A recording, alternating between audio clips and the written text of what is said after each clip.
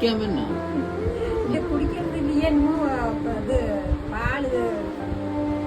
இது குடிக்கணுமா பால் ஊற்றிட்டு வரக்காத்து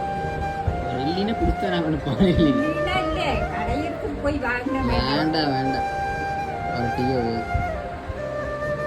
யார் வந்தாலும் அப்படித்தான் கேட்குறேன் வரட்டியே போகுது காப்பியே போகுது காப்பியே போகுது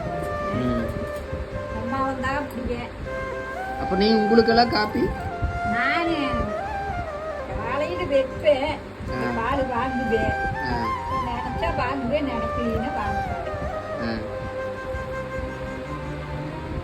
நேரம் இருந்தா வாங்குறது அவ்வளோ வேண்டாம் அது கம்மியாக இருந்தால் போதும் கம்மிதே அது கம்மியா கம்மிதே